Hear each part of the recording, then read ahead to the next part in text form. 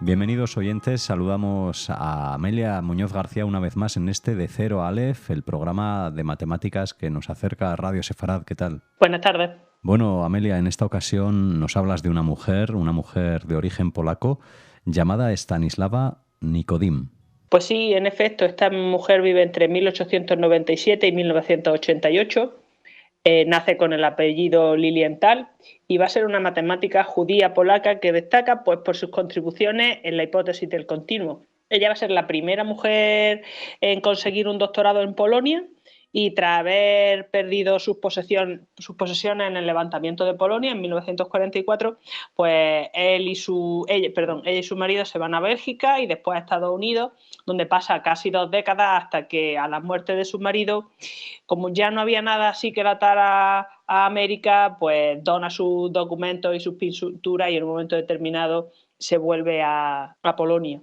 Aunque en principio tampoco era una cosa que tuviera muy preparada. Ahora lo veremos. Stanislawa Dorota Lilienthal, hemos dicho que vive entre 1897 y 1988 y nace en el seno de una familia judía en Varsovia, que en aquel momento formaba parte del Imperio ruso. Aunque su madre, que nace Regina Eiger y después, claro, coge el apellido Lilienthal, no va a ser matemática, conviene mencionar un poco su vida, porque fue una mujer bastante determinante en lo que luego sería el futuro de Stanislawa. Regina, tras casarse y mudarse a Varsovia, se enrola en la Universidad Flotante, estudia historia y eventualmente termina haciéndose profesora en una escuela para niñas judías. Ella ya había estado enseñando por cuenta propia Yiddish, aritmética a niños de primaria y de eso pasa a ser profesora en una escuela. Por otro lado, va a estudiar de modo autodidacta, de modo independiente, sobre folclore y sobre cultura judía. Lilienthalova publica sus primeros trabajos a finales del siglo XIX y principios del siglo XX sobre etnografía, es decir, sobre aspectos sociales pues como costumbres y tradiciones de etnias y pueblos, y posteriormente pasa a rituales y costumbres históricas, tradiciones talmúdicas e incluso traducciones de historias al polaco, historias, canciones, oraciones. También trabaja como periodista. En resumen, va a ser una mujer decidida y una mujer culta.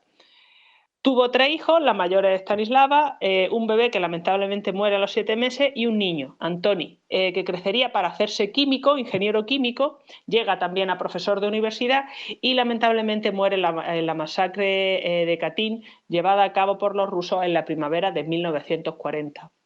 Stanislava nace y comienza a estudiar en Varsovia, primero en una escuela de primaria y después en una de secundaria para niñas, cuando estalla la Primera Guerra Mundial.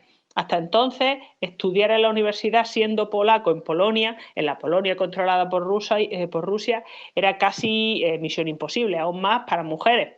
Pero como ya hemos visto, la madre de Stanislava era una persona decidida que tenía muy claro que los estudios universitarios eran un camino también para mujeres y entonces no me extraña que anime a su hija a tirar para adelante en ese camino vital, podríamos decir, ¿no?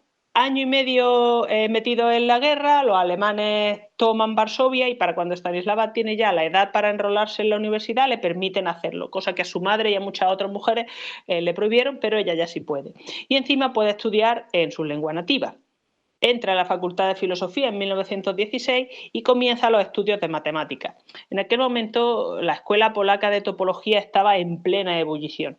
Y Stanislava no solo tiene la buena fortuna de verlo todo en primera fila, sino que además su tesis, que va a ir sobre la disección del plano mediante conjuntos coherentes y continuos, que presenta en 1925, va a estar relacionado con todo ello. Salvo el curso 1918-1919, que se lo va a pasar dando clases a soldados acuartelados en Varsovia, a efectos prácticos que estaban esperando al estallido de la guerra polaco-soviética. Como decía, salvo este curso, Stanislava va a entrar en la universidad para formarse como matemática y eso va a ser lo que consigue. En 1924 se licencia y comienza los estudios de doctorado. Previamente, el verano de 1923, ya había pasado una época en Zakopane, una especie de lugar de encuentro de matemáticos y de artistas, hasta el punto de ser prácticamente una extensión del curso universitario, eso sí, informal. Va a ser una época importante para Stanislava, ya que consolida, va consolidando, ¿no? Es un trabajo en proceso, su posición dentro de la comunidad matemática, y además allí va a conocer a su futuro marido, Otto Nikodym, y además puede pintar. No he hablado de ello antes, pero Stanislava era pintora. Probablemente acuarela, igual que las obras suyas que se conservan en Estados Unidos, porque las que hace en esa época no se conservan. Lo que sí se tiene en la Universidad de Estados Unidos, donde ella trabajó, que es a donde va a donar sus pinturas, van a ser pues vistas urbanas, paisajes, todo lo que se denomina plein air, ¿no? En exterior. Observación directa de lo que tenía delante cuando saca el caballete a la calle. Para 1924, el año que comienza el doctorado, se va a casar con Nikodym, con Otto, y adopta su apellido. Se mudan desde Cracovia hasta Varsovia y se van a vivir con los padres de ella. Y en 1925 obtiene su tesis, siendo la primera mujer polaca en conseguirlo. Como decíamos, se llama la tesis la disección del plano mediante conjuntos coherentes y continuos. Y va a salir directamente de lo que Kuratowski, Sierpinski y otros matemáticos de la escuela polaca están estudiando en aquel momento. Sin embargo, va a ser Janicewski el que le presenta el problema que va a dar base a su disertación. A continuación, comienza a publicar y a moverse en el mundillo académico. Por ejemplo, en el curso 1926-27 vemos que lo va a pasar en la Sorbona con una beca muy pequeña que económicamente los tiene a él y a ella y a Otto un poco ahogados. Su siguiente centro matemático va a ser, perdón, su siguiente evento matemático va a ser el Congreso Internacional de Matemáticas de Polonia, en Italia. Se sabe que después del 27 vuelven a Polonia, que no se quedan haciendo un tour más extenso por Europa, pero no se establecen, al menos no está documentado, no se establecen en una universidad de manera fija hasta 1930, que es el año en que comienza su asociación laboral con la Universidad de Varsovia. Empieza como asistente de Leja, el jefe del departamento de matemáticas de la Facultad de Ciencias, y durante 6 años va a estar trabajando como su asistente, pero cuando Leja se va, Stanislava se queda sin trabajo. Así que comienza a trabajar como editora freelance.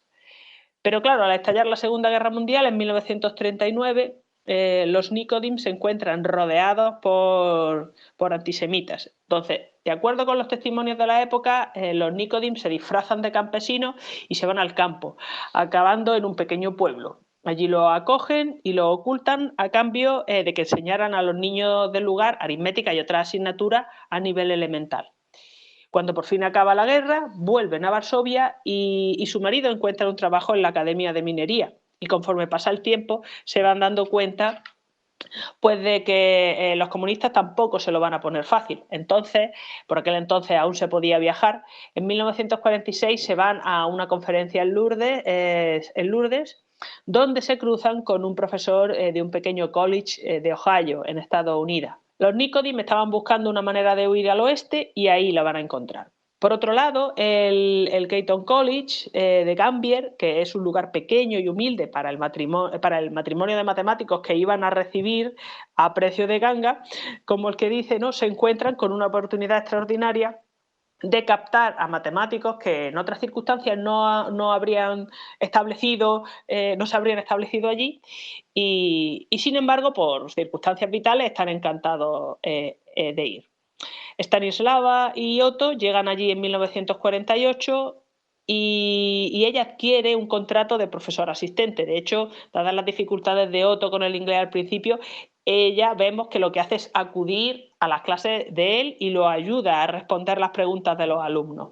De hecho, una vez llegan a los Estados Unidos, Stanislava apenas hace matemáticas, solamente 2 artículos conjuntos con su marido, porque el grueso de su investigación se va a dar en Polonia. Hemos visto que su tesis de 1925 trata sobre secciones del plano por conjuntos conexos y continuos.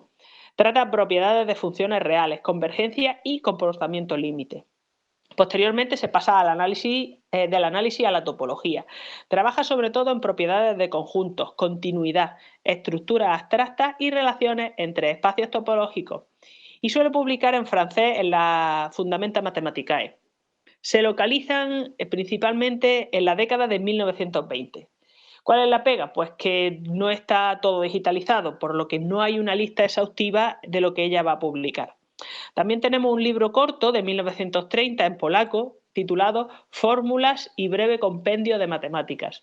Es posible que escribiera más y que se perdiera. Se sabe que en el lanzamiento de Varsovia los Nikodim pierden sus cosas, o sea, sus posesiones, varios textos sin publicar, incluidos dentro de esas posesiones. Me imagino que tras perderlo todo, hermano en la guerra incluido, tener que dejar de nuevo Varsovia y pasarse años dando bandazos, dicho mal y pronto, por Europa, entre 1926 y 1928 va a suceder esto, y luego tener que cuidar a su marido en Ohio, pues claro, se va a encontrar con que no tiene fuerza ni tiempo para publicar, al menos no al ritmo que tenía antes. Aún así, tiene sus sobreextensiones de cuerpos algebraicos abstractos mediante un proceso de Cantor generalizado en 1954 y también algunas teorías sobre la divisibilidad de cardinales infinitos en 1957.